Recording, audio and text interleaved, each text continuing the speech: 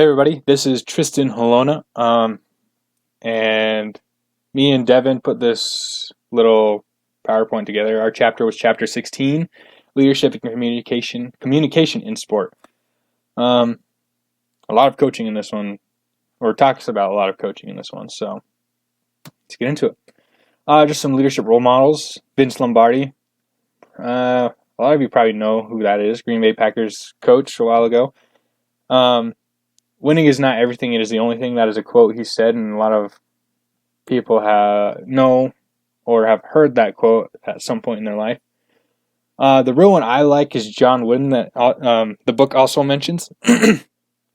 He coached at UCLA for 12 years. He's actually dead now, unfortunately, but he did write a book on success and his pyramid of success that he invented while he was coaching there. During those 12 years, he won 10 NCAA championships, national championships, and which is just crazy. 10 championships out of 12 years.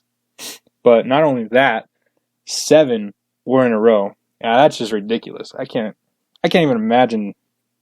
Obviously, I wasn't alive in 1948 to 1960. Whoops, typo there. But it should be a 1960. But man, that's just crazy. Okay, getting into leadership theory classification system. So, this would be a question for you guys, but gave the answer.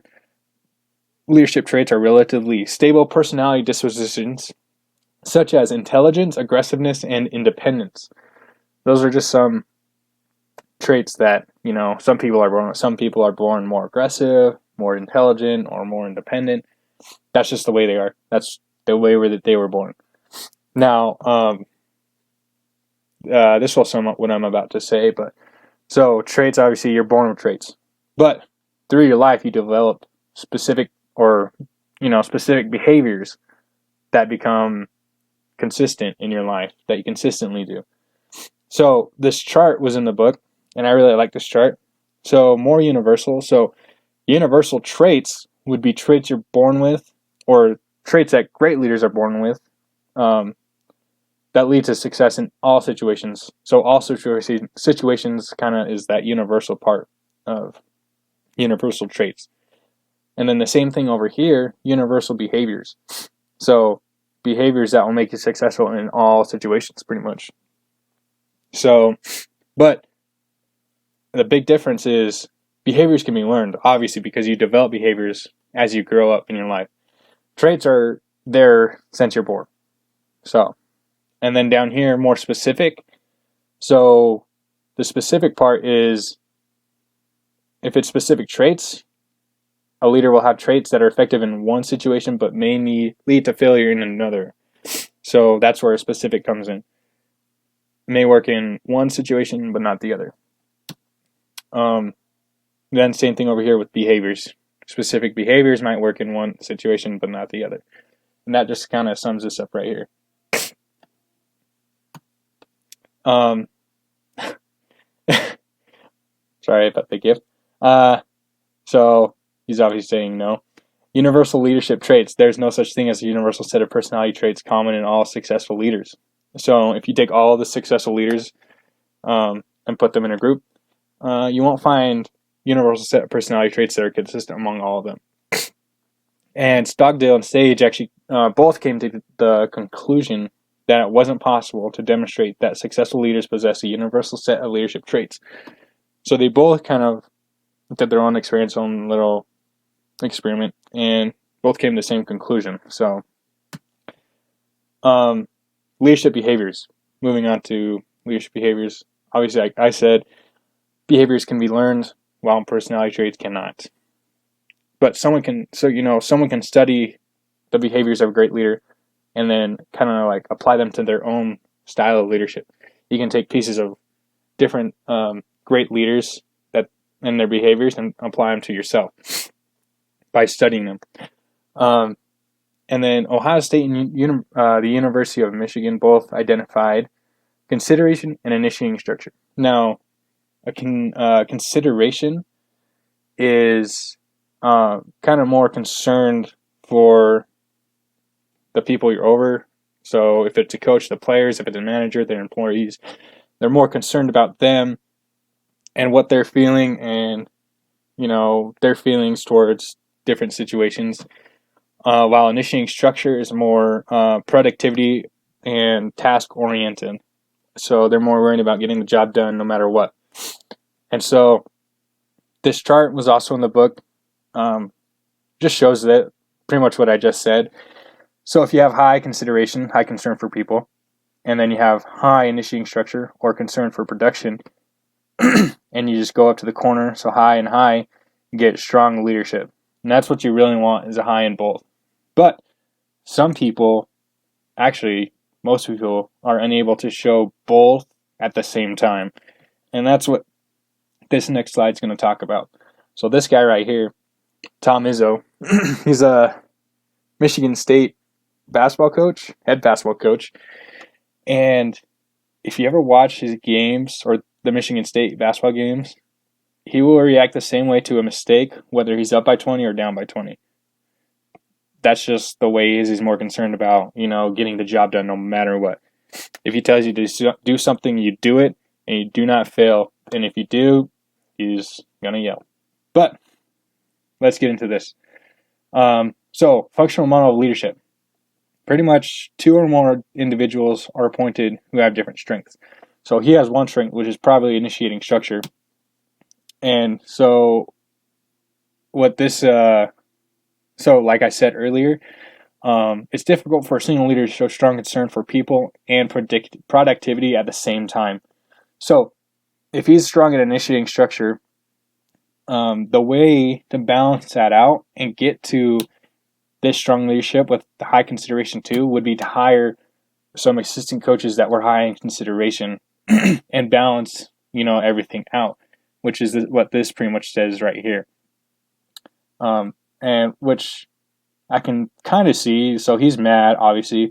But if you look at this assistant coach right here, this guy, he's clapping and he's not necessarily, he doesn't look like happy on his face, but, he's showing that he's concerned for the players and showing consideration to the players, obviously, while he's yelling. So that would be a good balance. And that goes for coaches and pretty much managers too. You want assistant managers or assistant coaches that will balance you out or balance each other out. Okay, so Fiedler's contingency theory. Now, so let's first go over the task-oriented leaders. That's more initiating structure. While people-oriented leaders is more consideration type of leaders. And so what it does is it shows how situation can affect situation favorableness will affect how well your leadership goes to your players or your employees. So, as we can see here, task-oriented leaders or initiating structured type leaders, when the situation is favorable or unfavorable, their leadership effectiveness is high or is good. While people-oriented leaders or consideration type leaders, if the situation is favorable or unfavorable, their leadership isn't very good or is poor. But if the situation is in between and moderately favorable, so you have a little of both, it's really high.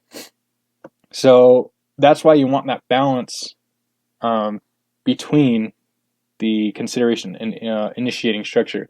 And so you can have a consistent leadership that is high throughout any situation. But Fiedler also believes in the pretty much more trait than behavior type leadership. And that's what it says right here. And I'll go over that. So pretty much a basic proposition that comes along with this theory is that leadership training programs are of little value because he believes in leadership traits instead of behaviors. So if you have a behavior, if you believe in leadership behaviors, this training program will really help you because you'll be able to learn new behaviors and apply them to your coaching style. But if you believe in leadership traits more, this won't do anything because leaders are born with certain traits that can't be learned, right? So this is what he says, or in this theory, how to improve leadership. You can either change your personality or you can change the situation. So in the way, and both of these are really hard to do. Obviously, changing personality is really hard. But also, changing or modifying the degree of which the situation is favorable to a certain type of leader is also hard. You can do this if you're at home, or if you have a home game, you can change, you have control. You have power over what goes on at your stadium, at your school, or whatever, right? But if you're at an away game, you have almost zero control. And that's when you need to find little things to control to help your leadership style be more effective. Find those little things like, have the players do certain things like on the bus, warm up, as much, as you can control, and help your players or your employees and change that situation to where they think it's favorable and they're, favorable for them. Situation-specific behavior theories of leadership. These are so it's going back to specific behaviors for leadership. And so we got the path goal theory, life cycle theory, adaptive reactive theory, leader-member exchange theory, and normative model of decision-making. And these are all different theories that Devin will go over in the second part of this presentation.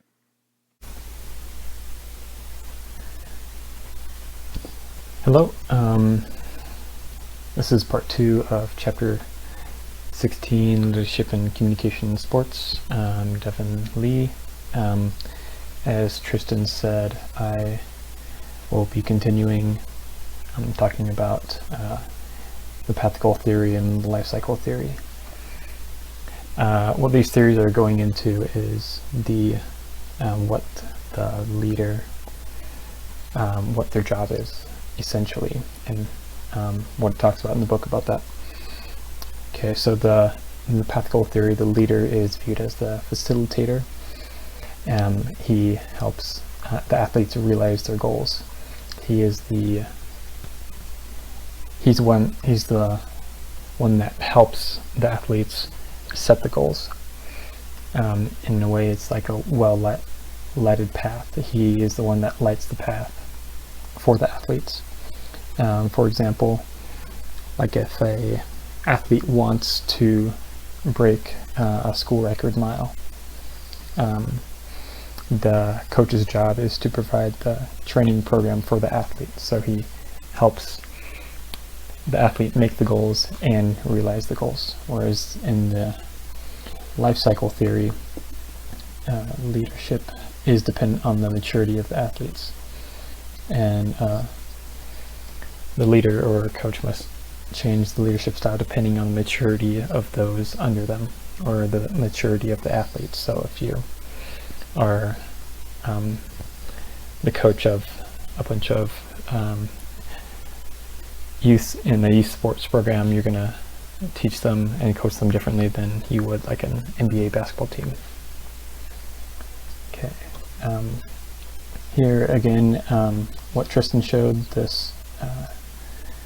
this chart. I'm going to be focusing on the situation-specific theories. Okay, this is Smith's personality contingency model. The model describes how a leader's personality interacts with the environmental situation to elicit a coaching behavior response. So the personality and situation that the coach presents in using these like the goals, values, or self-regulation, emotions affect the behavioral responses of the athletes. Yeah. Next, And this person's, I'm not going to try to pronounce that, multidimensional model of leadership.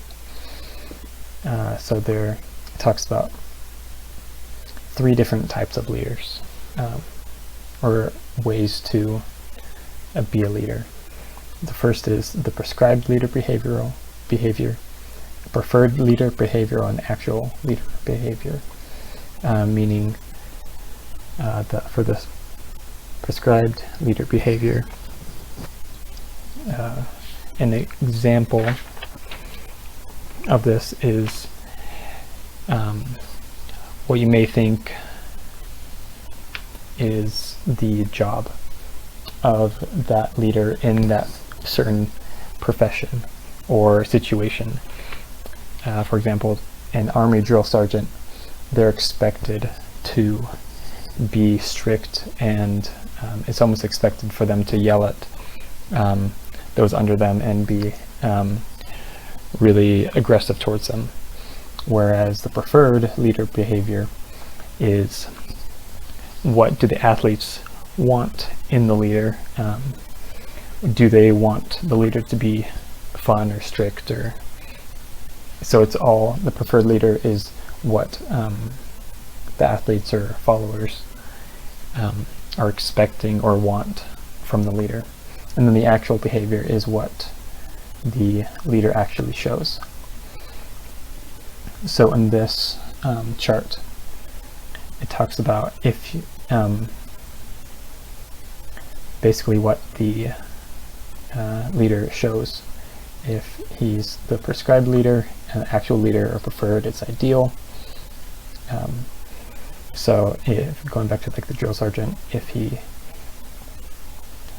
is strict, he is the stereotypical drill sergeant, and the soldiers prefer that as a leadership technique in that profession.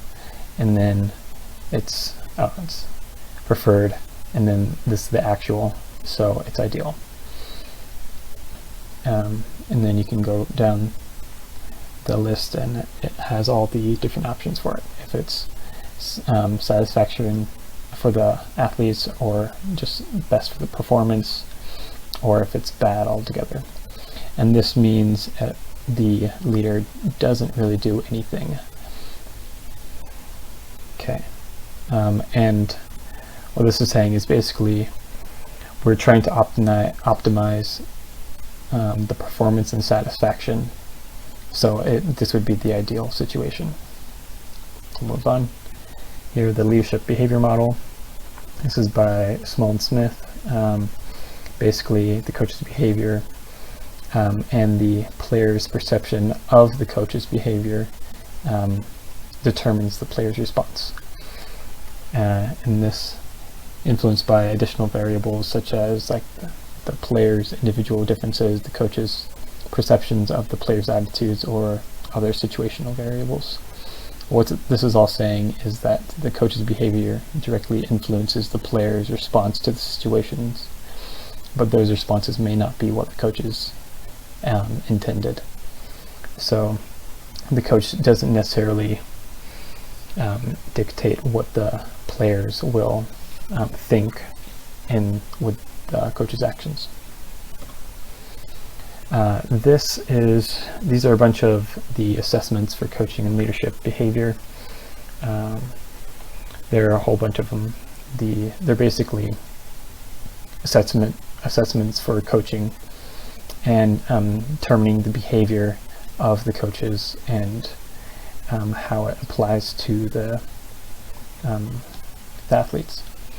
And here's an example of the CBAS assessment. So someone outside the coaching staff would attend a practice or a game and record things that the coaches did and how the players reacted, or and it would spit out a what I guess the overall behavior of the coach is and how to help it. Okay, and here are some results of the assessment and some of the other assessments from all these. So from the AS UOI, so the 55% of all behaviors were directly towards the team, while 45 were directed towards the individual. 55% of all the behaviors were instructional in nature, while only 45% was non-instructional in nature. And then out of the 1,400 non-instructional behaviors in this study, 15% involved scolding, 33% involved praise, and 24% involved encouragement. And then from that same model we looked at before, the CBAS, this is what I found. Not surprisingly, we found that the most positive outcome occurred when children played for coaches who engaged in high levels of positive reinforcement for both desirable performance and effort, who responded to mistakes with encouragement and technical instruction, and who emphasized the importance of fun and personal improvement over winning. Not only did the children who had such coaches like their coaches more and have more fun, but they also like their teammates more, which is an interesting thing that they found. Okay, so coaching efficacy versus competence. So coaching efficacy is the extent to which the coach believes they have the capacity to affect the learning and performance of their athletes, whereas coaching competence or effectiveness is the extent to which the coach affects the learning and performance of their athletes. So the difference between these is that in coaching efficacy, the extent which the coach believes they have the capacity to help the athletes learn, and this is just their effectiveness. And in the book it talks about how it's not really possible for the coach to really find out if they just think they are teaching these athletes or if they really are.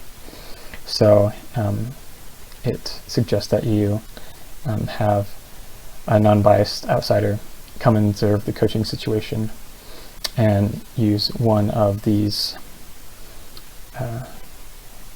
assessments to look at their performance and how they can help the coach and find out the real situation if they just think they're really teaching or if they really are. Okay.